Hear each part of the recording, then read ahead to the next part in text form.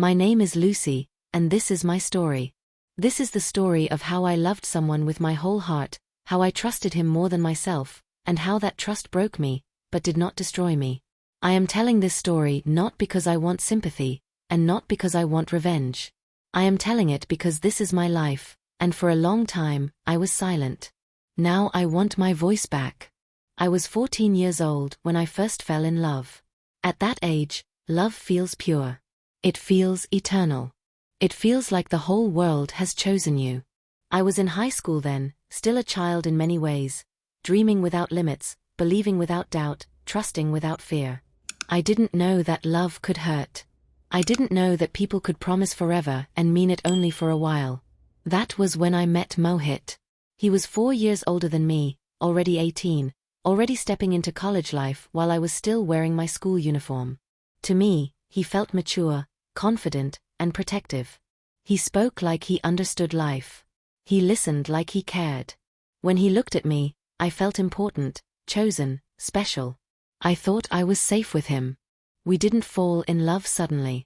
We grew into it slowly, deeply, innocently. It started with small conversations, shy smiles, and long looks that said more than words ever could. Soon, he became the center of my world. After my school hours ended, Mohit would come to meet me. His college was nearby, so after finishing his classes, he would walk to my school gate and wait for me. I still remember that feeling, walking out of the school building, scanning the crowd, and then seeing him. My heart would race. My face would light up. Everything else around me would disappear. We would talk. Sometimes for just a few minutes, sometimes longer if time allowed. Then we would walk together to a small cafe nearby. It wasn't fancy. It had old tables, chipped cups, and noisy fans. But to me, it felt like the most beautiful place in the world because it was ours. We shared tea, laughter, dreams, and promises. He spoke about his future, his career, and how I would always be part of it. After that, I would return home, and he would go back to his. At night, I would lie in bed replaying every moment. His words echoed in my head. His smile stayed in my heart. I fell asleep believing that this love was special, believing it was forever. And this continued for years. Years of promises. Years of trust. Years of believing that I was chosen. When I completed high school and joined college, something felt like destiny itself was guiding me. I joined the same college as Mohit. I remember the excitement, the happiness, the feeling that life was finally moving exactly the way I wanted it to. By then, our love felt unbreakable. We spent more time together. We shared more of our lives, our thoughts, our fears, our dreams. Mohit was studying for his degree and staying in his apartment. Slowly, I began spending more time there too. At first, it was just visits. Then it became weekends. And then, without even realizing when it happened, I started staying with him. We were living in a relationship. To the world, maybe we were just young and careless. But to me, it felt serious, committed, real. In my heart, we were already husband and wife. I cooked for him, cared for him, adjusted for him. I built my life around him without even noticing that I was slowly losing myself. Then my parents came to know. Their reaction was strong, emotional, and full of fear for me. They opposed the relationship completely. They were against love marriage, but more than that, they were against him. They told me he was not right for me. They said they had heard things about him, that he was not loyal, that his character was not good, that he was not the man I believed him to be. Relatives warned me. Friends warned me. Neighbors whispered. But I didn't listen. When you love deeply, warnings feel like attacks. Concern sounds like control. And parents start to feel like enemies standing in the way of happiness. I chose him. I fought with my parents. I raised my voice at the people who had raised me with love.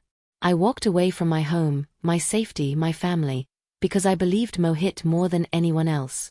I believed love required sacrifice, and I was ready to give everything. And then we married. I thought I had won.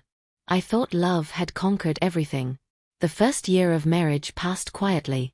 There were no big celebrations, but I told myself that love didn't need noise. Slowly, though, things began to change. Mohit stopped looking at me the way he used to. His attention faded. His warmth disappeared. He no longer asked how my day was. He didn't want to take me out. He didn't want to spend time with me. Even when we sat in the same room, it felt like there was a wall between us. We slept separately. We talked less. We felt distant. I kept asking myself what I had done wrong. I replayed every conversation, every argument, every silence. I tried harder. I loved more. I adjusted more. I stayed silent more. I told myself this phase would pass. Then one day, everything collapsed. One evening, I noticed him talking on the phone. His voice was softer than usual. His face was turned away from me. Something about that moment made my heart sink. When I asked him who he was talking to, he became angry. He told me not to question him. That fear inside me grew louder. Later, when he was not around, I checked his phone. And in that moment, my whole body went numb. The messages were clear. The words were intimate. The truth was undeniable. He was in a relationship with another woman. He was cheating on me. When I confronted him, I expected denial, guilt, or at least shame. But he showed none of that. He looked at me calmly and said, "Yes, it's true. I am in a relationship with another girl. You are not a good partner for me. I want a divorce. I want to leave with the girl I love." Those words didn't just break my heart. They erased my identity. The house we lived in belonged to him, so he told me to leave. Just like that. No discussion. No apology. No regret. I had no job. No degree. No support from my parents, because I had already left them for him. I walked out of that house carrying nothing but pain, shame, and regret. For days, I lived on the streets. Streets where nights feel endless. Where fear sleeps beside you. Where hunger and humiliation become normal. Every passing car made me flinch. Every stranger felt dangerous. I questioned every decision I had ever made. I cried quietly so no one would see my weakness.